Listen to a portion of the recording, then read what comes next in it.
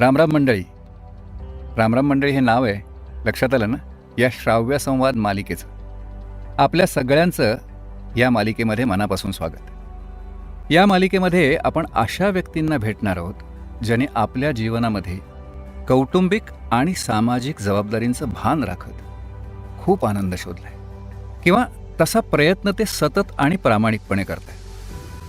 लौकिक अर्थाने यशस्वी व्यक्तींना ज्या निकषांनी पारखलं जातं ते निकष यांच्या बाबतीत अर्थातच अगदीच गैरलागू ठरतात. यांचा आनंद शोधाचा ध्यास आपल्यालाही प्रेरणादायी ठरेल याच विश्वासाने आपण त्यांच्याशी गप्पा मारणार. चला तर मग भेटूयात आणखीन एका आनंद यात्रेला. रामराम मंडळी.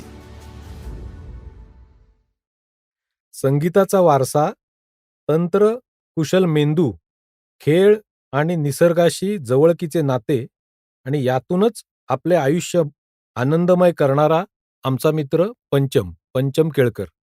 पंचम, स्वागत आहे तुझं. नमस्कार. राम राम. मला वाटतं तुझं नाव पंचम आहे, त्यामुळे आपले सूर आज चांगले जुळतील या गप्पांमध्ये आणि आपल्या श्रोत्यांना खूप आनंद पण येईल त्याचा. आत्ता तुझी ओळख करून देताना मी जे मुद्दे मांडले त्या मुद्द्यांच्यावरच आपण आता उहापोह करूया. तर सुरुवातीला जरा तुझा जो संगीताचा वारसा आहे त्याच्याबद्दल आम्हाला काही सांगशील का? संगीत म्हणजे ते रक्तात जसं येतं आधीच्या पिढीकडनं, माझं असं मत आहे तसंच माझ्याकडे पण आलेलं आहे. माझे आजोबा व्हायोलिन वाजवायचे, हार्मोनियम वाजवायचे आणि आजीसुद्धा गायिका होती. ती सुद्धा सुंदर गायची. पूर्वी आकाशवाणीवर, रेडिओवर तिने काही कार्यक्रम केलेले आहेत. सो बहुतेक तिथनंच वडिलांकडे पण आलंय. मुळात आमच्या घरात केळकरांकडे सगळेच, माझे सगळे काका, वडील, माझे आजोबा, हे सगळेच आम्ही कलाकारच आहोत वेगवेगळ्या पद्धतीने. म्हणजे माझे सख्खे चुलत आजोबा बालबा केळकर, ते नाव खूप लोकांना प्रचलित आहेच आहे. आणि त्यांनी PDA संस्था फॉर्म केली. ते नाटक आणि ह्याच्यावर रंगमंचावर भरपूर होते. पद्माकर केळकर जे माझे आजोबा आहेत ते शिल्पकार होते अरे मोठे. वा. त्यांनी पुण्यातली खूप सारी कामं, वेल नोन अशी कामं केली आहेत. NDAमध्ये भरपूर त्यांनी कामं केली आहेत. असे त्या काळात त्यांनी भरपूर कामं केली आहेत. म्हणजे अलका टॉकीज चौकातले काही पुतळे त्यांचे आहेत. सारसबागेच्या गणपतीच्या मागच्या बाजूला जी प्लेट आहे चांदीच्या गणपती, ती त्यांनी बनवलेली आहे. टिळकांचे पुतळे, टिळक स्मारक मंदिरमधले, बालगंधर्व मंदिरमधले काही पुतळे, असे खूप त्यांनी कामं केलेली आहेत. म्हणजे सांगायचं झालं तर लिस्ट कमी पडेल एवढी त्यांनी कामं केली आहेत. सो त्याच्यानंतर तोच कलेचा वारसा हा आमच्याकडे पण आलेला आहे. माझे 4 काका आहेत, ते सुद्धा कलाकार आहेत सगळे. काही ड्रॉइंगमध्ये आहेत, काही GD आर्ट्स आहेत, काही कमर्शियल आर्टिस्ट आहेत. माझे वडिलांनी संगीत घेतलं त्यातलं. सो ते गायक आहेत. मेलोडी मेकर्स म्हणून ऑर्केस्ट्रा आहे, जो साधारण 74-75 साली सुरू झाला. आमच्या कॉलेजच्या जीवनामध्ये खूपच प्रसिद्ध होता. म्हणजे करेक्ट. मेलोडी मेकर्स बघणं एक आमचं ध्येय असायचं. हो, अशोक कुमार सराफ मला वाटतं त्याचं बरोबर, आहे करेक्ट. ना? त्यांनी तो चालू केलाय आणि मोठी टीम होती त्यावेळेला. आणि माझ्या वडिलांचं गाणं ऐकून, कॉलेजमधलं गॅदरिंगमधलं गाणं ऐकून त्यांनी पकडलं, की तुम्ही आमच्याबरोबर करा आता. हो. सो तेव्हापासून माझे वडील अजूनही गातात. 50 वर्ष झाली, अजूनही ते गातात. अरे वा. वडिलांचं वय आहे 75, पण ते गातात. आणि याच ह्याच्यामुळे सगळं बहुतेक माझ्याकडे आलेलं आहे. आईसुद्धा माझी डान्सर होती, गायिका होती. अच्छा. तिने काही पिक्चरमध्ये सुद्धा कामं केलेली आहेत. छोटे हम्म. रोल्स आहेत, हम्म. पण ठकास माठक सारख्या पिक्चरमध्ये वगैरे त्यांनी कामं केलेली आहेत. किंवा तुझ्या वाचून करमेना हा त्यांचा खूप मोठा पिक्चर होता, लक्ष्मीकांत बेर्डे, अशोक सराफ यांच्याबरोबर. आणि बहुतेक ते सगळं माझ्याकडे आलेलं आहे. ते लहान बाळ असल्यापासून मी ऐकत आलोय, कानावर संगीत पडतंय, म्हणून ते बहुतेक माझ्याकडे आहे. पण त्याचं शास्त्रशुद्ध शिक्षण तू कुठलं घेतलेलं नाहीस, म्हणजे गाण्याचं किंवा वादनाचं का नाही, घेतलंय? नाही, कधीच नाही घेतलं. हो. म्हणजे वडिलांनी किंवा आईने प्रयत्न केला होता, की कुठेतरी फॉर्मल शिक्षण घेण्यासाठी याला हां, पाठवूयात, की औपचारिक. पियानो शिकायला. हं. ते मला फार अवघड जायला लागलं, कारण त्या पद्धतीचं शिक्षण हे बहुतेक माझी पर्सनॅलिटी तशी नाहीये त्याला मॅच होणारी. चौकटीत बसणारे. त्या चौकटीत बसणारी. सो मला जे आवडेल ते मी सिंथसायझरवर, पियानोवर किंवा पेटीवर वाजवायचो हं. आणि मी त्याचा आनंद घ्यायचो. तसं मला हार्मोनियम किंवा सिंथसायझर, पियानो वगैरे या गोष्टी जमायला लागल्या, ज्या माझ्या गरजेपुरत्या होत्या. मी खूप एक्सपर्ट नाहीये. खूप सोलो वगैरे असं वाजवत नाही मी. पण मला कॉर्ड्स कळतात आणि सूर कळतो. मुळात मला जे आनंद वाटतो ते मी त्याच्यावर वाजवायचा करतो. प्रयत्न करायचो आणि त्याच्यामुळे मला ते जमायला लागलं. सूर कळला की बोटं आपोआप आपोआप पडतात. पडतात. सूर आणि ताल कळला की. शाळेत असताना पण तू ह्याचं शिक्षण काही घेतलेलं नाही. नाही. पण मग मध्ये तू असं म्हणालास, की मला पोहण्याचा खूप छंद जडला. तर तो शाळेत तुला पोहण्याचा छंद कसा काय लागला आणि कोणामुळे लागला? खरं तर खेळ किंवा स्पोर्ट्स म्हणू आपण, मला भयंकर प्रिय आहे. म्हणजे मी असं नुसता बसू शकत नाही. कुठलाच खेळ न खेळता किंवा कुठलीही फिजिकल ॲक्टिव्हिटी न करता मी बसलोय आणि काहीतरी चाललंय हे मला पचनीच पडत नाही. अ, तर पूर्वी आईनी मला स्विमिंगला घातलं होतं. मी स्विमिंग शिकलो. तेव्हा अगदी लहान असताना शिकलो. त्यामुळे ती भीती वेगळी मनात बसली होती स्विमिंग वगैरे. पण नंतर मी जसं मित्रांबरोबर जायला लागलो, त्याच्यानंतर मला आवड त्याची निर्माण झाली. आणि मी बघायचो ही खूप मुलं एकत्र खूप पोहायची. मला कळायचंच नाही की हे एकत्र येऊन एवढे संध्याकाळी कशासाठी पोहतायत. मग मला कधीतरी लक्षात आलं, कारण कॉम्पिटिटिव्ह स्विमिंग हा भागच मला फार माहिती नव्हता. मी माझ्या आनंदासाठी पोहायचो किंवा इतर खेळसुद्धा मी माझ्या आनंदासाठी खेळायचो. क्रिकेटही खेळायचो आम्ही, लीग मॅचेस खेळायचो. पण हे सगळं गल्ली लेव्हललाच होतं. स्विमिंगचे इतर स्ट्रोक्स बघून मला इंटरेस्ट निर्माण झाला, की चला आपण पण शिकूयात वेगवेगळे स्ट्रोक्स. मग ते ह्याच्यात पण शिकायला काहीतरी लागल्यावर तंत्र आहे. त्याचंही तंत्र आहे. ते शिकायला लागल्यावर मला अंदाज यायला लागला, की हे खूपच काहीतरी भारी आहे. हां. आणि मग ते एक रग अंगामध्ये होती. ते रग जिरवण्यासाठी कॉम्पिटिटिव्ह स्विमिंगची प्रॅक्टिस हा एक उत्तम पर्याय मला सापडला. आणि मग मी त्याच्यात तो आनंद घ्यायला लागलो. मला खूपच आवडायला लागलं आणि मग हळू-हळू त्यातच रुजलो. मग मुळात मला सगळ्या गोष्टींची टेक्निकॅलिटी खूप आवडते. सो मी त्याच्यात टेक्निकली बघायला लागलो. स्ट्रोक कसे असतात, कसे ते वर्क करतात, पाण्यामध्ये ते श्वास कधी घ्यायचा? श्वास म्हणजे या तर खूप बेसिक गोष्टी आल्या ॲक्चुअली ब्रीथिंग वगैरे. पण बाकी तुमच्या बॉडी पोझिशन कशी असली पाहिजे, हात हातापायाची मारताना, पाणी ओढताना मूव्हमेंट. हाताची पोझिशन कशी असली पाहिजे, मग कुठले मसल्स त्याला वापरले जातात वगैरे. या खूप गोष्टी आहेत त्याच्यात, हजारो गोष्टी आहेत. मग या गोष्टींवर माझा फोकस सरकला. केंद्रित व्हायला लागला. हां. आणि मग त्या ह्याच्यात मी टेक्निकल स्विमिंगमध्ये गेलो. शास्त्रशुद्ध स्ट्रोक्स मला आता शिकवता येतात. मी स्वतः पोहतो. लोकांना पोहून दाखवता येतं मला आणि आवडते. म्हणजे थोडंसं मी म्हणेन, की ह्याच्यात मी एक आर्टिस्ट असण्याचा, एक कलाकार असण्याचा एक भाग नक्की आहे त्याच्यात, हो, की ती नक्कीच. एक म्हणजे कला आहे म्हणजे हो, नक्की ते पण प्रश्नच नाही. म्हणजे असं शिकणं.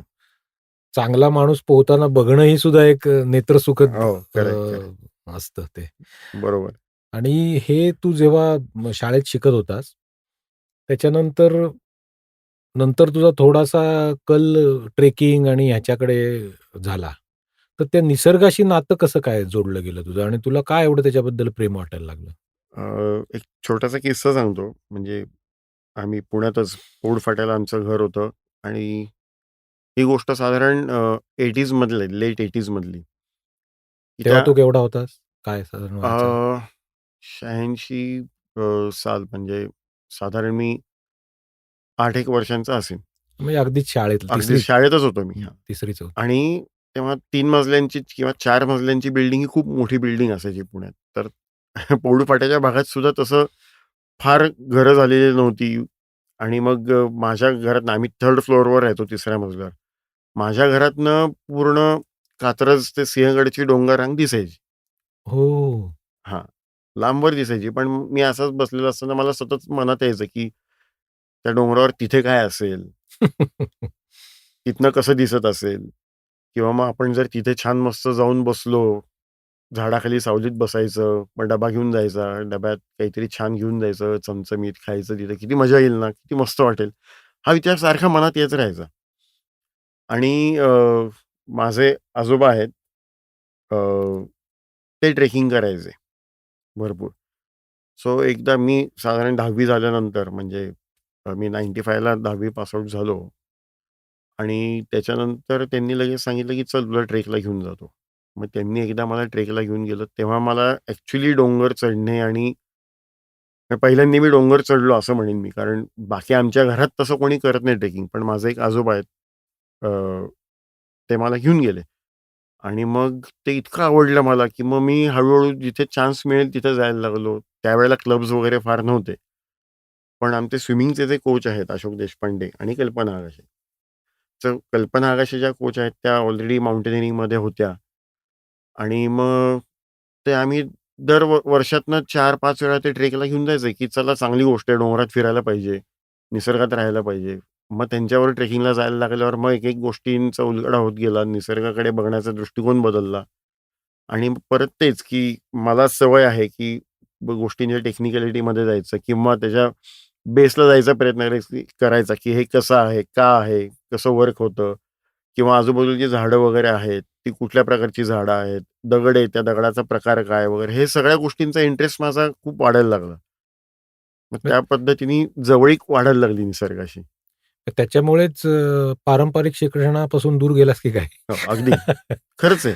कारण तू बोलताना असं म्हणालास, की तू 12वी पर्यंतच तुझं हो, लौकिक हो, शिक्षण हो, झालंय. हो. पण मग त्याला हे एक कारण ठरलं? हो, त्याला हेच कारण आहे, की मला असं व्हायचं, की जे मला हवंय, तेवढंच मला शिक्षण घेण्यात इंटरेस्ट होता. बाकीचा जो फापट पसारा. फापट पसारा जो आहे, त्याच्याकडे माझं अक्षरशः दुर्लक्ष व्हायचं आणि मग इंटरेस्टचाच भाग नसल्यामुळे मी करायचंच नाही ते. म्हणजे त्या काळात आत्ता मला कळतं, की तसं करायलाही खूप गट्स लागतात, की हां, ते घडून गेलं. हां, ते आपोआप घडून गेलं नकळत. पण त्याच्याकडे खूप दुर्लक्ष व्हायचं माझं आणि ते करायची इच्छाच व्हायची नाही. मग मार्क कमी पडायचे अभ्यासात. या गोष्टी सगळ्या व्हायला लागल्या. पण ॲट द सेम टाईम मी इतर गोष्टींमध्ये खूप पारंगत होत गेलो. हं, हं, हं. पण तू 12वीला जेव्हा शिक्षण सोडलंस, ते आई-बाबांना धक्काच असेल एक प्रकारे. नाही, ते एकदम नाही सुटलं. त्यांना अंदाज होता, की हा हे शैक्षणिक ह्याच्यात फार काही करत नाहीये. हे रत्न दुसरीकडे हां. जाणार. मेन स्ट्रीम सोडून मी सगळ्या गोष्टी खूप छान करायचो. हां, म्हणजे त्याचा एक तुझ्यावर प्रभाव होता. प्रभाव होता. हं, हं. आणि मग तेव्हाच तू कोचिंग पण सुरू केलंस. हां. पॅरलली मी स्विमिंग कोचिंग पण करत होतो त्यावेळेला. म्हणजे जसं मला या टेक्निकॅलिटीजमध्ये इंटरेस्ट डेव्हलप झाला, आमच्या सरांनी बघितलं, की मला आवडतंय ते. मग माझा एकंदर मुळातच लोकांबरोबरचा अप्रोच, लोकांबरोबरचं बोलणं, लोकांना काही गोष्टी समजून सांगणं हे चांगलं होतं. हे हेरून त्यांनी सांगितलं, की "तू पण आमच्याबरोबर कोचिंग सुरू कर." तर त्या पद्धतीने आम्ही कोचिंगला सुरुवात केली तिथे. म्हणजे 17-18 वर्षापासूनच 17 हो, हो, हो. कारण 12वी अगदी नंतर 96 सालापासूनच. मी 10वी हो, झालो आणि लगेचच. लगेच 11वी पासून मी सुरुवातच केली. पण त्याच्यामुळे तुझं अर्थार्जन पण तेव्हाच सुरू झालं होतं? तेव्हा सुरू झालं. फार खूप पैसे मिळायचे नाहीत. त्यांना जेवढे अफोर्डेबल होते तेवढे ते मला द्यायचे ॲज अ असिस्टंट म्हणून. हो, पण त्यातलं एक पण त्यातनंच समाधानाचं. सुरुवात झाली होती अर्थार्जन म्हणून. बरोबर. आणि मग हे जे ट्रेकिंगची तुला जी आवड लागली होती, तर त्याच्यात काही आपण आपलं करियर करावं किंवा त्याच्यात आपण पुढे जावं असं तुला नाही वाटलं का? का त्याच्यात पण काही केलंस? हां, आता तो भाग असा आहे, की जसं मी सांगितलं, की आमच्या जे स्विमिंगचेच कोच होते. सो त्यांनीच ट्रेकिंग वगैरे इंट्रोड्यूस केलं आणि ज्या कल्पना आगाशे म्हणून माझ्या कोच होत्या, त्या रॉक क्लाइम्बिंग करायच्या पूर्वी.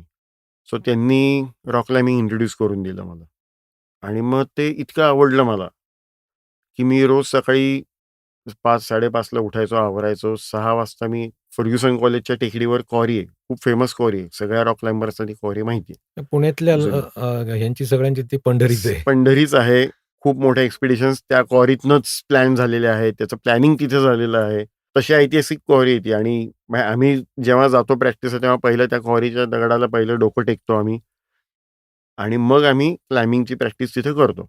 तिथनं रॉक क्लाइम्बिंग सुरू झालं माझं आणि तेव्हा असं काही डोक्यात नव्हतं, की ह्याच्यातच आपण करियर करू वगैरे. म्हणजे करियर कशात करायचा हा पहिलं खूप मोठं प्रश्नचिन्ह होतं. कारण अकॅडमिकली माझ्याकडे काही नव्हतं. शिक्का नव्हता. तसा शिक्का कुठेही नव्हता. त्यामुळे माहीत नव्हतं, की मी कुठल्या साईडला जाईन, काय करीन. म्हणजे even to be very frank, की असं खूप लोकांना असतं. पण आर्ट्स केल्यावर मला पुढे काय मिळेल, कॉमर्स केल्यावर मला पुढे काय मिळेल, सायन्स केलं तर मला पुढे काय मिळेल, याचा काहीही अंदाज नव्हता. हं, हं. आणि मी आपली कॉमर्सला ॲडमिशन घेतली आणि ते मला अंगावरच पडलं, की म्हणजे लक्षातच येत नव्हत्या बऱ्याच गोष्टी. पण मुळातच लॉजिकली विचार करण्याची माझी सवय असल्यामुळे इकॉनॉमिक्स मला सोपं जायचं आणि हां. आवडायचा, आवडीचा विषय होता अरे वाह! इकॉनॉमिक्स. अकाउंट्स कधीच आवडलं नाही. लँग्वेजेस कधीच आवडल्या नाहीत. आणि पण असा माझा तो आउटडोअर्सचा प्रवास हळूहळू पुढे होत गेला. नंतर रिसेशन वगैरे आलं. स्विमिंग कोचिंगचे जे काही पैसे मिळायचे ते पुरायचे नाहीत. मग माझे काही मित्र होते ते कॉर्पोरेट ट्रेनिंगमध्ये होते. आउटबाउंड ट्रेनिंग प्रोग्राम्स ते करायचे. ॲज अ आउटडोअर एक्सपर्ट ते काम करायचे. सो त्या लोकांची बॅकग्राऊंड असायची, की त्यांना ट्रेकिंग येत असायचं, क्लाइम्बिंग माहिती असायचं. मग त्यांनी सांगितलं, की "तू इथे पण काम करायला लाग. तुझ्याकडे ऑलरेडी काही स्किल्स आहेत, जी इथे चांगल्या पद्धतीने वापरली जाऊ शकतात." मग मी आउटडोअर एक्सपर्ट म्हणून काम सुरू केलं काही कंपन्यांबरोबर पुण्यातल्या. पण मग त्याच्यासाठी काही वेगळा तू कोर्स वगैरे तेव्हा केला खरं का? तर नाही. लोकं बेसिक माउंटेनिअरिंग कोर्स वगैरे करून यायची. पण मला आर्थिकदृष्ट्या ते कधीच शक्य नव्हतं. म्हणजे परवडत नव्हतं आणि मी वेळही काढू शकत नव्हतो ते करण्यासाठी. कारण आमचं स्विमिंग कोचिंग चालू असायचं आणि त्याचा सीझनसुद्धा उन्हाळ्याच्या सीझनला मोस्टली लोकं तिथे जाऊन ते करायची बेसिक कोर्स. सो मला कधी तो कोर्सला जाऊन तो कोर्स करणं शक्य झालं नाही. पण तिथे तिथल्या लोकांना जेवढी माहिती होती, म्हणजे अजून मला लोकं सांगतात, की "अरे, ते बेसिक कोर्स केलेल्या लोकांपेक्षा जास्ती माहिती आपल्याला आहे." कारण आपण ते वापरतो. तिथे ते स्वयंशिक्षण. फक्त ते फक्त फॉर्मल शिक्षण तिथे घेतात. पण आपण ॲक्चुअली ते सगळं करतो रॉकमध्ये म्हणजे रॉक क्लाइम्बिंगच्या वेळेला. ते एक वेगळं समाधान होतं. पण माझं स्किल बघून मला लोकांनी ॲप्रिशिएट केलं माझं काम. सो या पद्धतीने माझं आउटडोअर्समधलं करियर सुरू झालं. आणि मग मी 2010 साली मी हाय प्लेसेस कंपनीला जॉइन केलं. म्हणजे ती लिमा यांची? लिमा यांची, वसंती लिमा यांची. त्याच्या ओके. आधी मी आउटडोअर मंत्राज म्हणून कंपनीत बरीच वर्ष काम केलं 2005 ते 2010 हं, हं. आणि त्यांच्याबरोबर काम करताना एक्सपिरियन्समध्ये प्रचंड भर पडली माझ्या. खूप शिकायला मिळालं ॲक्चुअली तिथे आणि मग त्या बेसिसवर मला हाय प्लेसेसमध्ये पण मी जॉइन झालो. त्यांच्याबरोबर काम करून त्यांची पद्धत बघून हाय प्लेसेस ही या पद्धतीचं काम करणारी पायोनियर कंपनी आहे भारतातली. बरोबर. 89 साली त्यांनी भारतामध्ये काम चालू केलं, हं, या पद्धतीचं. कन्सेप्टच तेव्हा नवीन होता. कन्सेप्टच नवीन होती. कन्सेप्ट नव्हतीच ही. म्हणजे अजूनही मी जी पण काम करत असताना माझ्या घरातल्या लोकांना सांगता येत नाही मी मी काय काय करतोय. करतोय नक्की तिथे जाऊन? कारण खूप वेगळं फील्ड आहे हे. हं. लोकांना माहितीच नाहीये. खूप हं. एक्सप्लोर्ड पण झालेलं नाही ते कधीच. सो त्या पद्धतीने मी कॉर्पोरेट ट्रेनिंगमध्ये होतो. 2010 ते 2010 ते 2017 त्याच्यानंतर गोव्यात शिफ्ट झालो आम्ही. हं, हं, हं. पण आउटडोअरशी संबंध अजूनही आहे. 2017 नंतर मी ठरवलं, की मी प्रोफेशनली आउटडोअर्समध्ये काही करणार नाही. कारण जो सगळा माझा आनंद होता, जी पॅशन होती, की मी माझं जाऊन करणार, रॉक क्लाइम्बिंग किंवा ट्रेकिंग मला पाहिजे तिथे जाऊन करणे. सो हा भाग थोडासा माझ्यासाठी करण्याचा कमी झाला होता. माझं लोकांसाठी करणं, लोकांची सेफ्टी बघणं, त्यांची व्यवस्था बघणं, ह्याच्यात जास्ती माझी खूप वर्ष गेली, म्हणजे हं, कामानिमित्ताने. हं, हं, हं. त्यामुळे जरी आउटडोअर्समध्ये मी काम करत असतो, निसर्गात जरी मी होतो, तरी पण ते जी फ्रीडम असते, की वेळ आपल्या हातात आहे आणि हा वेळ माझा आहे आणि मी काहीही मला करेन पाहिजे तसंच. आउटडोअर्समध्ये. हं. सो ते पाहिजे तसं वागणं तिथे एकदम होऊ शकलं नाही. पण मी नंतर माझी मिसेस सेंट्रल गव्हर्नमेंट आय-बी-एम-सी अंडर काम करते. सो तिची सेंट्रल गव्हर्नमेंट असल्यामुळे बदली झाली. गोव्याला आम्ही शिफ्ट झालो. मुलगा पण लहान होता. त्यामुळे मी हाय प्लेसेसमधली 2007 साली नोकरी सोडली आणि 17 साली. सॉरी 2017 साली नोकरी सोडली आणि मी बायकोबरोबर शिफ्ट झालो गोव्यात. मग गोव्यात शिफ्ट झाल्यावर जे काही मी बरीच वर्ष 10-12 वर्ष मी जे काय स्विमिंग कोचिंग केलं होतं, त्याचा एक्सपिरियन्स वापरून तिथे मी काम सुरू केलं स्विमिंग कोचिंगचं. तिथे कोणाला कोच म्हणजे कोचिंग कोणासाठी म्हणजे ॲमेच्युअर म्हणजे लोकांसाठी का? लोकांसाठी, ॲमेच्युअर लोकांसाठीच. मी तिथे कॉम्पिटिटिव्ह कोचिंग काहीच नाही केलं. मी बेसिक कोचिंगच केलं गोव्यामध्ये. पण ते मध्ये मी ऐकलं, की ते आयर्न मॅनचे वगैरे जे लोकं असतात, ते तुमच्या तिकडे हो. गोव्याला ते 2-3 वर्षांपूर्वी सुरू झालं. पॅन्डेमिकच्या आधी एक आयर्नमॅन झालं. सो त्यांना गोव्यात असल्यामुळे आम्ही समुद्रात पण कोचिंग करायचो. मी आणि माझा मित्र आहे इंद्रजित खडीलकर म्हणून. तर तो मेनली ओपन वॉटर स्विमिंगचं कोचिंग तिथे करतो गोव्यामध्ये. सो त्याच्याबरोबरच मी कोचिंग करायचो. फक्त मी स्विमिंग पूलमध्ये करायचो. स्ट्रोक शिकवणे किंवा अजून टेक्निक्स पूर्ण चांगली तांत्रिक. करून तांत्रिक सगळं तिथे करून घेणे आणि इंद्रजित पण तेच समुद्रामध्ये करायचा. सो मी स्विमिंग पूलमध्ये आणि तो समुद्रामध्ये असं आम्ही कॉम्बिनेशनमध्ये तिथे कोचिंग चालू केलं. आणि ते आत्ता छान चालू आहे. सो ते ओपन वॉटर स्विमिंगचं कोचिंग असल्यामुळे तिथे आयर्नमॅन खेळणारी लोकं किंवा ट्रॅथलॉनवाली लोकं सगळी तिथे यायला लागली. कंप्लीशनसुद्धा त्याचं फार मोठी त्याला महत्त्व आहे. कंप्लीट करणं सुद्धा. हो, नंबर काढणं दूर. हो, आणि तरी आपल्याकडे हाफ आयर्नमॅन होतात, की ज्याला साधारण 1.9 किलोमीटर स्विमिंग असतं, हं, हं, हं. 90 किलोमीटर सायकलिंग आहे आणि 20 21.5 किलोमीटर रनिंग, हं, हाफ हं. मॅरेथॉन. हं, हं. सो हे सगळं एका लाईनीत करायचं असतं, बॅक टू बॅक. हं. सो हे खूप मोठं काम आहे आणि ही जी फुल आयर्नमॅन असते ती अजून भारतात झालेली नाहीये. हं. पण तरी माझ्या माहितीत अशी लोकं आहेत पुण्यामध्ये, की ज्यांनी त्या रेसमध्ये भाग न घेता आपापलं कंप्लीट केलेलं आहे फुल आयर्नमॅन अच्छा, म्हणजे ठराविक वेळेमध्ये. त्या ह्याच्यात भाग घेतलेला नाही न भाग घेता स्पर्धेमध्ये, पण पण स्वतःच हो, होता. हो. अच्छा, मग त्याच्यात त्यांना आनंद जास्ती मिळाला असेल हां. कदाचित. म्हणू शकतो आपण हो. असं. मगाशी आपला एक धागा राहिला. तू ते जे क्लाइम्बिंग करायचास, हो, ह्याच्यावर रॉक क्लाइम्बिंग करायचास, हो. तर त्या रॉक क्लाइम्बिंग किंवा इतरही साहसी खेळांसाठी लागणारे जे हत्यार आहेत हं. किंवा आपण ज्याला साधनं म्हणतो, इक्विपमेंट म्हणू आपण. इक्विपमेंट्स, तर ती आपल्या इथे एकतर बनत नाहीत किंवा बनत हं. असली तरी त्या दर्जाची नसतात. बरोबर. आणि त्यातले जे क्लाइम्बिंगचे जे बूट आहेत, ते तर एकदम स्पेशलाइज समजलं. म्हणजे हा सगळ्या लोकांचा तो प्राण असतो. करेक्ट. तर त्याची मरम्मत तू करतोस असं तू म्हणाला होतास. तर हो, ते तुला का सुचलं आणि त्याच्यात तू कसं तज्ञ बनलास? हो. ती पण एक वेगळी गंमत आहे खरं. मी रॉक क्लाइम्बिंग करायचो आणि ते रॉक क्लाइम्बिंगचे शूज प्रचंड महाग असतात. म्हणजे आजच्या काळात त्याची किंमत 10,000 ते 20,000च्या मध्ये आहे. आणि तुमचं जर रेग्युलर रोजचं क्लाइम्बिंग असेल, रोजचा सराव असेल 1-1.5 तासाचा, तर साधारण 6 ते 8 महिन्यामध्ये ते शूज खराब होतात. ओह! फक्त पुढचं टोक त्याचं. हो. ते घासतं टोक घासून-घासून, भिंतीला. घासून-घासून रबर असतं ते. हां. घासून-घासून ते अ, वेअर पूर्ण आउट होतं. झिजून जातं झिजून जातं. आणि मग ते वापरता येत नाहीत.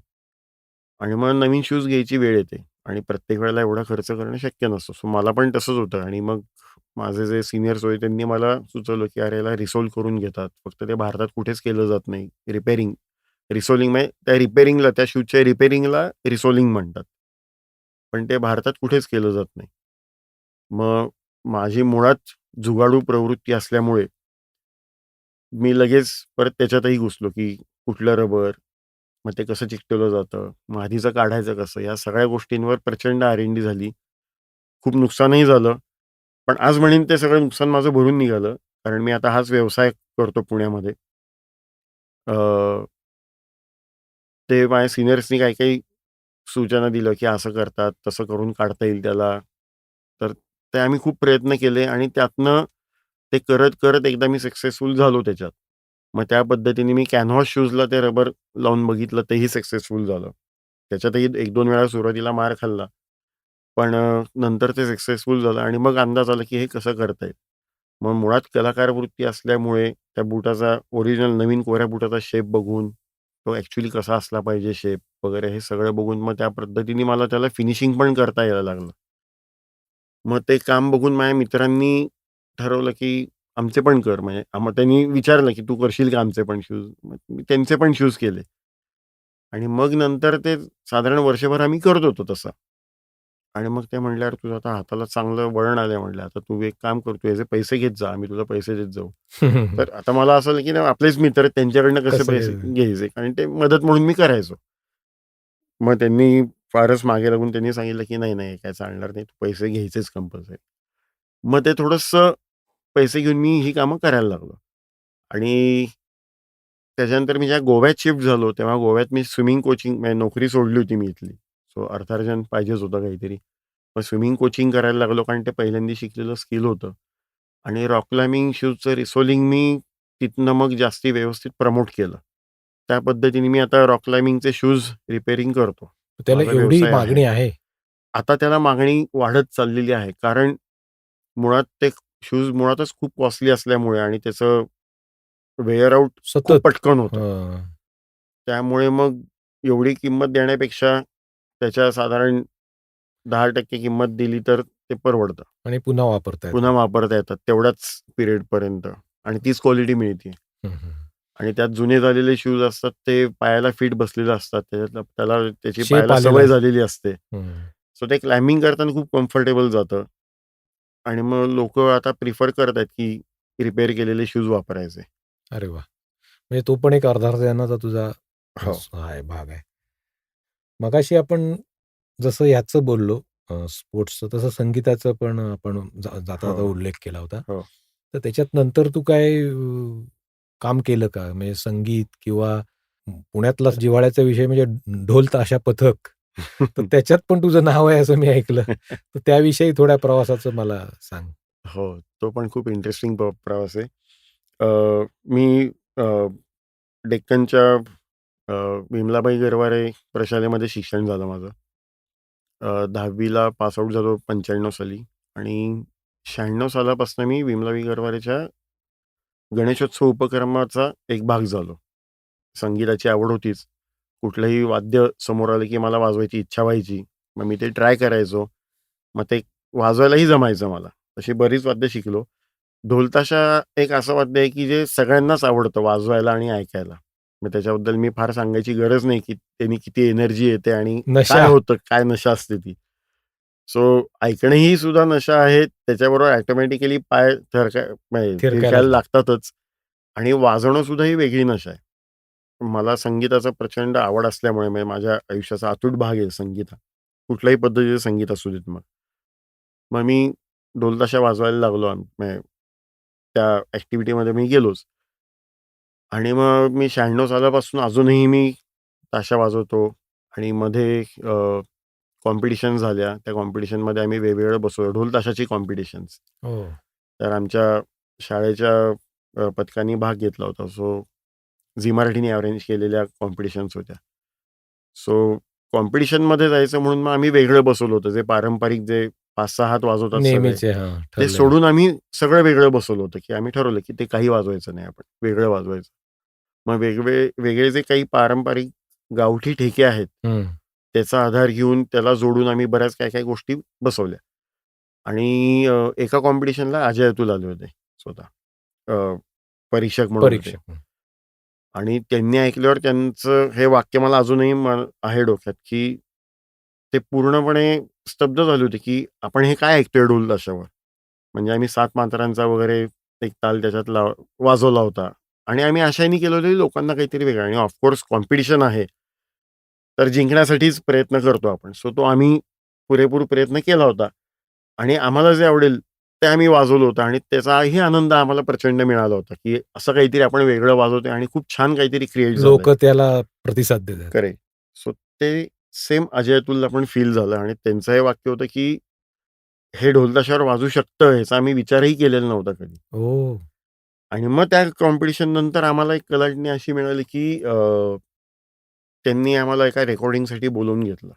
आधी आम्हाला विश्वास नाही बसला, की अजय अतुल आपल्याला बोलावतात. रेकॉर्डिंगसाठी बोलवतायत कुठल्यातरी त्यांच्या गाण्याच्या. हं. आणि मग त्यांनी सांगितलं 40 ढोल आम्हाला लागतील आणि बापरे! 15 ताशे. हे सगळं तुम्हाला मुंबईत घेऊन यायला लागेल. आता तेव्हा मुंबईमध्ये एवढी पथकं नव्हती काही करण्याची किंवा त्यांची वाद्य घेता आली असती. आम्ही आमचा सगळा लवाजमा इथनं उठवून तेवढे वादक, असे जवळ-जवळ 60 जण आम्ही वादक आणि ही सगळी वाद्य हे मुंबईमध्ये गेलो आम्ही यशराज फिल्म स्टुडिओला हं. आणि मग तिथे आम्ही रेकॉर्डिंग केलं आणि ते गाणं अर्थात सगळ्यांना तुम्हाला माहितीच आहे. अग्निपथ पिक्चरमधलं देवाश्री गणेशा ओह! या गाण्यासाठी आम्ही वादन केलं. हं, हं, हं. आणि त्यांनीही त्यांच्यासाठी पहिलाच अनुभव होता, की 40 ढोल एका वेळेला एका एकत्र वेळेला. वाजतायत हं, एका हं. स्टुडिओमध्ये, एका हॉलमध्ये. एवढा मोठा रेकॉर्डिंग एवढा स्टुडिओ. मोठा त्यांचा साउंड फ्लोअर आहे. हं, हं, हं. तर त्या तिथे म्हणजे 40 ढोल मग त्याचं वादन केलं आणि 30 माईक त्यांनी लावले होते वेगवेगळ्या कोपऱ्यांमध्ये, वेगवेगळ्या साइडचे साउंड्स घ्यायला हं, हं. आणि ते पण पहिल्यांदा ते एक्सपेरिमेंटलच होतं. हं, हं. सो आमचा पहिला 1.5-2 तास पूर्ण त्या माईक सेटअपमध्ये आणि साउंड चेकमध्येच गेला. आणि मग त्याच्यानंतर मग आम्ही वादन. वादन केलं आणि मग त्यांनी एक रिक्वेस्ट केली, की आम्ही आमच्या पथकामध्ये आमचं नुसतं पथक नाहीये गरवारेचं. आमचं म्हणजे एकत्र येण्यासाठी आम्ही वाजवतो. वाजवण्यासाठी एकत्र न येता एकत्र येण्यासाठी आम्ही वाजवतो. या उद्देशानेच आम्ही ते सगळं चालवतो आणि त्याच्यातनं काहीतरी चांगला उपक्रम पण तयार होतो.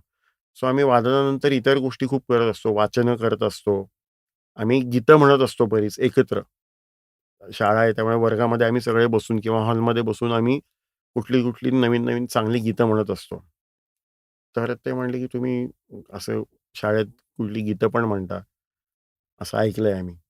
मग आमच्यासाठी एक छोटंसं करा, आम्हाला एक छोटा कोरस हवा आहे. हं. तो कोरस पण तुम्ही गायलात तर बरं होईल. म्हणलं गातो, त्याला गायला काय हरकत आहे. मग त्या देवाश्री गणेशच्या गाण्याच्या शेवटी जे घालिंग लोटांगण हो, वंदन चरण हो, सगळं आहे, हो, हो. ते सगळं आम्ही म्हणलेलं आहे. हो. ते आणि त्यांना त्याचा अगदीच खूप फायदा झाला, की एकतर खूप मोठा मॉब मिळाला. तो 60 लोकांनी ते म्हणलेलं आहे. हो. त्याच्यामुळे ते ऐकताना पण अंगावर शहारा येतो, की एवढ्या मोठ्या हो, आणि मॉबचा तो ट्रेंड एवढं हां. असल्यामुळे आणि पहिल्या टेकला म्हणजे टेक नव्हताच तो. पहिल्या याला त्यांनी सांगितलं कसं म्हणायचं. आम्हाला म्हणायला सांगितलं दिलेल्या स्केलवर. ते आमच्याकडनं एकदम परफेक्ट म्हणलं गेलं. मध्ये एक चेंज होता. त्या चेंज त्यांनी कसा आहे तो सांगितला. तो चेंज मग आम्हाला लगेच आला आणि मग त्यांनी फर्स्ट टेक घेतला. फर्स्ट टेकमध्ये ओके झालं. क्या बात है! तर अरे वाह! अशी सगळी धमाल होती आणि मग त्याच्यानंतर आम्ही ए-बी-सी-डी पिक्चरसाठी पण वाजवलं. Anybody anybody can can dance. Dance. हां, पहिला पार्ट त्याचा. हां. त्यातली सगळी गणपतीची गाणी आम्हीच परत वाजवली आणि मग इथे डबल सीट पिक्चरसाठी वाजवलं. मराठी. मराठी पिक्चरसाठी आणि मग अशी बरीच काय येत गेली कामं. सो ते एक टर्निंग पॉइंट आमच्या पथकासाठी होता, की वेगळा उत्साह येणे आणि एक ऐतिहासिक काहीतरी गोष्ट आमच्याकडे आहे. हं. सो तो वारसा जपत आम्ही आता आमचं वादन पण सगळं बदललेलं आहे. पारंपरिक वादन कमी करून थोडंसं आम्ही त्यात वेगळेपणा पण आणलेला आहे. म्हणजे त्या ह्याच्यामध्ये गरवारेच्या गरवारेच्या आमच्या पथकामध्ये. हो. सो लोकं खूप येतात ऐकायला, लांबून-लांबून येतात. खूप लोकांना आम्ही माहिती झालोय आता त्याच्यामुळे. पण तो माझ्या बाबतीत बघायला गेलं तर माझ्यासाठी खूप म्हणजे मी नाही सोडू शकत ती गोष्ट. आज वेगळी त्याला हे आलंय, की ढोल-ताशा वाजवतो म्हटल्यावर लोकं वेगळ्या पद्धतीने बघतात. कारण हो, त्याचा सगळा प्रभाव तिसरीकडे वळालेला आहे. हो. पण ॲज अ वाद्य किंवा ती एक ॲक्टिव्हिटी किंवा आम्ही लक्ष्मी रोडला सुद्धा मिरवणुकांना कुठल्याही मिरवणुकांना वाजवतो. तर मला असा फील येतो पर्सनली, की मी कुठल्यातरी लाईव्ह शोमध्ये वाजवतोय. पण बरोबर. बघणारे प्रेक्षक असतात आणि ते जर ॲप्रिशिएट त्यांना नाही झालं, तर मला दुःख झाल्यासारखं वाटतं, की आणि कलाकाराचं मूळच ते आहे, की तो जेव्हा कला समोरच्याला सादर आनंद करतो, तेव्हा समोरच्याचा जो आनंद आहे. आनंद आहे, तोच त्याचा आनंद असतो. तो बरोबर, त्याला आनंद नाही मिळाला, तर त्याला कलाकाराला नाही मिळत आनंद. बरोबर. सो मी जेव्हा वाजवत असतो, मी जेव्हा परफॉर्म करत असतो, तेव्हा माझं 1000% लक्ष असतं, की कुठेही चूक नाही झालं पाहिजे. त्यात एनर्जी राहिली पाहिजे आणि खूप टेक्निकल गोष्टी आहेत त्याच्यात. माझं सगळं त्याच्याकडे फोकस जातोच नेमका. म्हणजे मुळात लाईव्ह हे मला भयंकर आवडतं. मगाशी आपण बोललो, की तुझं 12वी नंतर शिक्षण थांबलं. तर हा तुझा सगळा आता जो काही प्रवास झालाय, व्यावसायिक आणि याचा, तर त्याच्यात तुला असं कधी न्यूनगंड जाणवलं का, की आपण कमी शिकलोय? त्याच्यामुळे काही तुला असं कधी वाटलं का, की शिकलो असतो आणखीन तर बरं झालं असतं? हो, एका साइडला नक्की वाटतं, की तेव्हा जर मला चांगला गाईडन्स मिळाला असता किंवा लोकांनी जे मला काही लोकांनी खूप कमी लोकांनी मला हेरलं, की मी काय करतोय आणि बऱ्याच लोकांकडनं असं झालं आजूबाजूच्या, की मी काहीतरी करतोय. त्या गोष्टीचा तुला काय उपयोग आहे आयुष्यात? जसं मी ड्रम शिकलो, घरच्या घरी ड्रम शिकलो. माझ्या घरी ड्रम कधीच नव्हते. पण यानी मला खूप आवडायचं. हं. साधारण माझ्या टीनेजच्या काळात म्हणजे मी 9वीत असताना मी यानीचा शो स्टार प्लस चॅनल तेव्हा लागायचा. हो. तो लांब सरळ केसवाला. लांब केसवाला यानी. हां. तो लाईव्ह म्युझिक फक्त इन्स्ट्रुमेंटल असायचं त्यांचं. हो. मोठा सिम्फनिक ऑर्केस्ट्रा. तर एकदा मी सहज रविवारी सकाळी 9वीत असताना मी टीव्ही लावला. स्टार प्लस लागलं त्याच्यावर आणि ऑर्केस्ट्रा तो चालू होता आणि शेवटचा भाग मला फक्त बघायला मिळाला त्याचा. शेवटची 15 मिनिटात जे काय दाखवलं, तर मी इतका वेडा झालो, की हे काय आहे? मी लोकांकडनं नाव शोधलं. हा कोण होता ऑर्केस्ट्रा? हा कोणाचा आहे? मग कोणीतरी सांगितलं मी बघितला आहे. त्याला यानी म्हणतात. मग त्याची कॅसेट आणली, ते ऐकलं आणि माझ्यावर त्याचा खूप प्रभाव झाला. तर त्याच्यात काय-काय इन्स्ट्रुमेंट वाजवले ते मी घरी प्रयत्न करायचो. मग त्यात आमच्याकडे व्हायोलिन होतं आजोबांचं मोडलेलं. मग ते दुरुस्त केलं. त्यातल्या व्हायोलिनचे पीसेस मी बसवायला लावलो. ते बसवता-बसवता कारण सूर कुठे बोट धरल्यावर कुठला सूर वाजतोय माहिती होतं. सुराचं ज्ञान होतं, तालाचं ज्ञान होतं. शिकायला अवघड नाही गेलं मला. कष्ट पडले खूप, पण ते मला कष्ट वाटले नाहीत कधी कारण माझ्या आवडीचंच होतं ते. हं. एक छोटासा पीस जरी वाजवता आला तरी मला खूप आनंद व्हायचा. मग असं करत-करत मी व्हायोलिनही शिकलो, ड्रम पण शिकलो. पण हे करत असताना आजूबाजूचे लोक बघायचे, "अरे याचा काय उपयोग आहे? काहीतरी गादीवर बडवत बसतोय." आणि हं. मी तसा सेटअप करायचो. खुर्ची ठेवायचो मध्ये स्नेअर ड्रमसारखी, टॉम-टॉमसारखी तिथे उशा ठेवायचो. आणि आणि त्याच्यावरच मग ज्या सिम्बल्स आहेत त्या सिम्बल तर नव्हत्या. मग हो. हवेत ॲक्शन करायची हं. ड्रमस्टिक घेऊन. ड्रमस्टिक सुद्धा मी घरी बनवल्या. परवडत नव्हतं आणणं. आणि पायात सँडपेपर धरून असं घासून मी बनवले स्टिक्स वगैरे. आणि मग तसं मी घरी प्रॅक्टिस करायचो. सो ड्रम टेक्निकली मला वाजवता यायचा. मग वडिलांनी एका रजनीकांत घम म्हणून आहेत, त्यांचे क्लासेस आहेत, तिथे घातलं. तिथे वाजवलं. तर ते म्हणले, "अरे याला येतंय सगळं, कशाला क्लासला घातलं?" पण मला पुढे जाता आलं नाही, कारण अकॅडमिकली मी 12वी नंतर शिक्षण सोडलं होतं. हं. आणि तेव्हा जसं तू आता मला प्रश्न विचारला, की तुला कधी वाटलं का? सो मला म्युझिकच्या बाबतीत फार वाटलं नाही. पण मला हे जे काही मी प्रोसेसमधनं जातोय, की मी टेक्निकॅलिटी त्यातली बघतोय. ते कसं वाजतं इन्स्ट्रुमेंट, काय वाजतं, किंवा आता मी ट्रेकिंग करायला लागलो. मला एका चाकूची गरज होती. आता विकत मिळायचा. त्यात पण मजा नाही. पण त्यात मजा नाही. मग मी जुना बाजार पालथा घालून किंवा काही वाचन केलं. तेव्हा इंटरनेट मीडिया एवढं भारी नव्हतं. पण काही मॅगझिन्समधनं काही गोष्टी कळायच्या.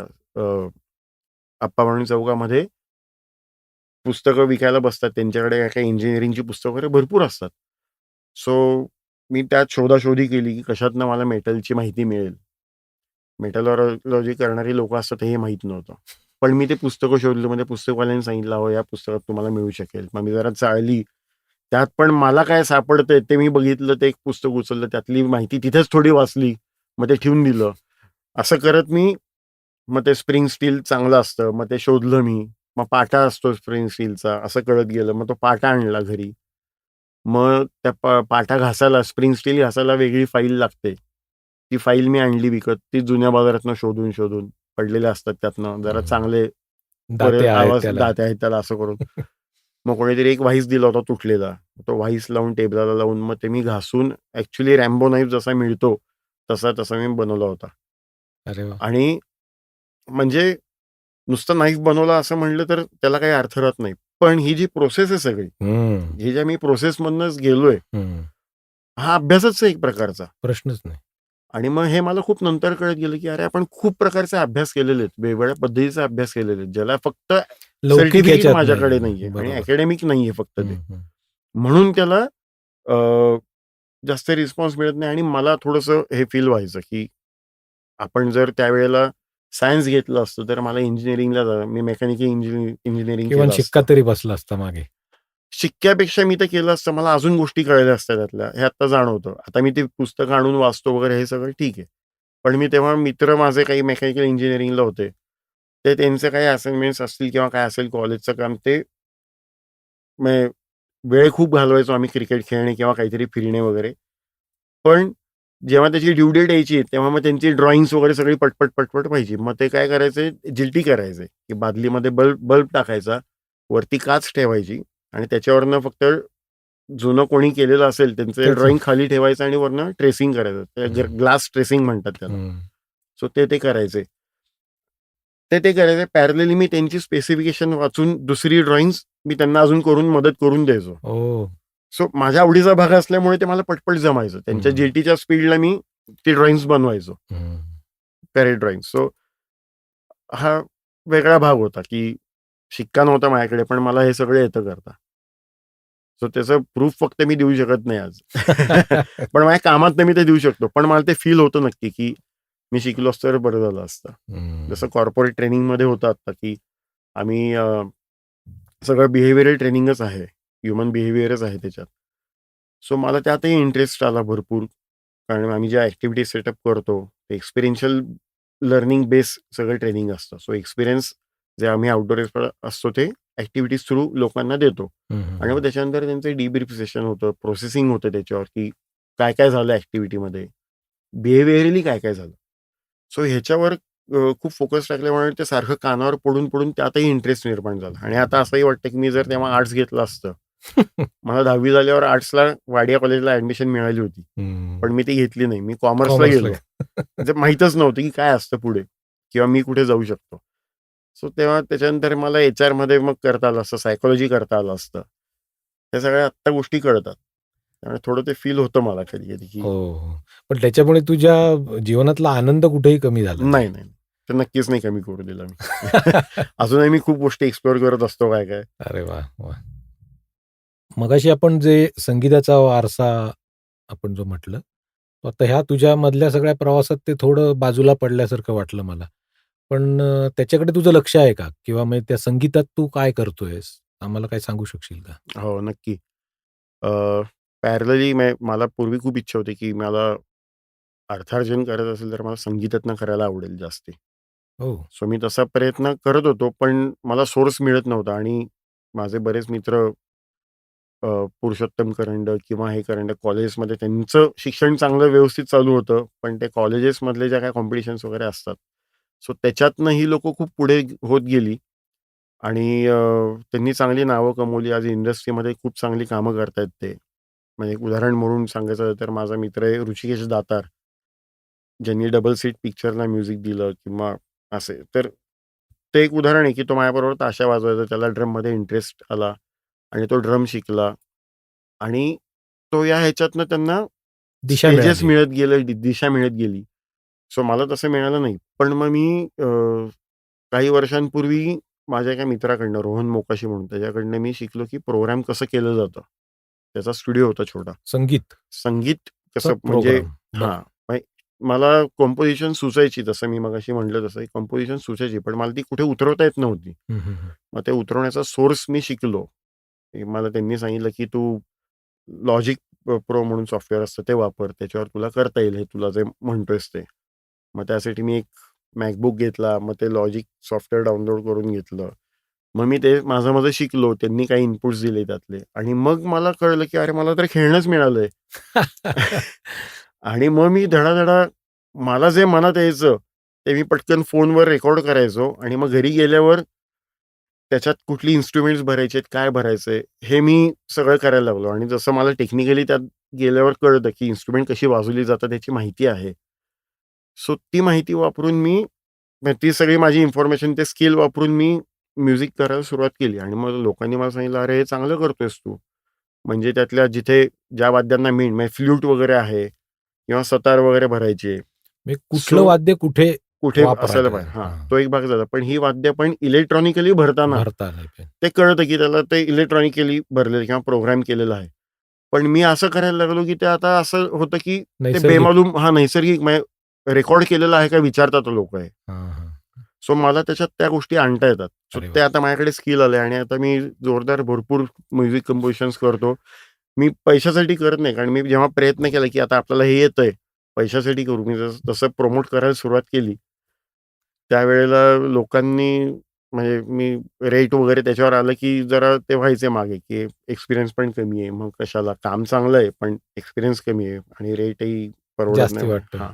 सो मला असं आलं, की अरे आपल्याला काम मिळत नाही इट्स ओके. पण मला म्युझिकमध्ये पण काही करता येत नाहीये. हं, म्हणजे हं. मला म्युझिकमध्ये काहीतरी करायचंय, काम करायचंय मला. पैसे नको मला. मग मी वेगळ्या पद्धतीने अप्रोच व्हायला लागलो, की आपण करू, काम करू आपण, मला पैसे नको. हं, हं. कारण मला त्याचा आनंद घ्यायचा होता फायनली. बरोबर. माझ्याकडे आता अर्थार्जनासाठी वेगळ्या बरेच आहेत. सोर्सेस आहेत.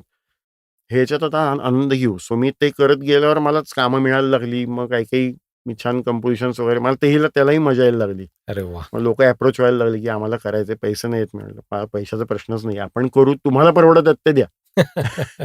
पण आपण काम करूयात चांगलं. अरे वाह! वाह! सो अशा ह्याने आता मी कंपोजिशन सुद्धा करतो, प्रोग्रामिंग छान. करतो भरपूर. हं, हं. वाह! छान. तुझ्या संगीताचं आनंद तुला जो काही मिळतोय ते सांगितलंस, तो आम्हाला आनंद मिळू शकेल का? त्याचं काही एखादा तुकडा आम्हाला ऐकायला मिळेल का? हो, नक्की ऐकू आपण.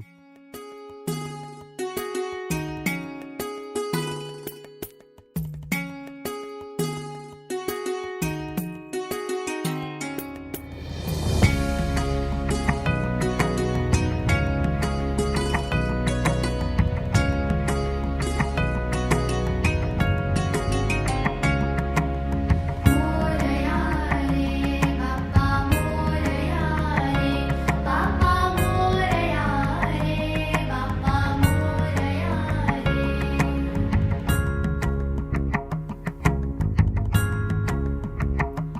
फिरला सोन्याचा नांगर पावला कसब्यातील गणराया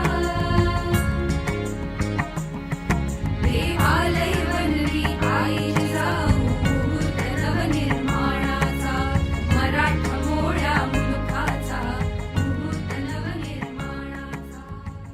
लौकिक शिक्षण महत्वाचे असले तरी केवळ शिक्षणच आनंदाचे निधान असते, हा गैरसमज दूर होण्यास या गप्पा हातभार लावतील असा माझा समज झालाय. धन्यवाद पंचम. धन्यवाद. ऐकत रहा रामराम मंडळी.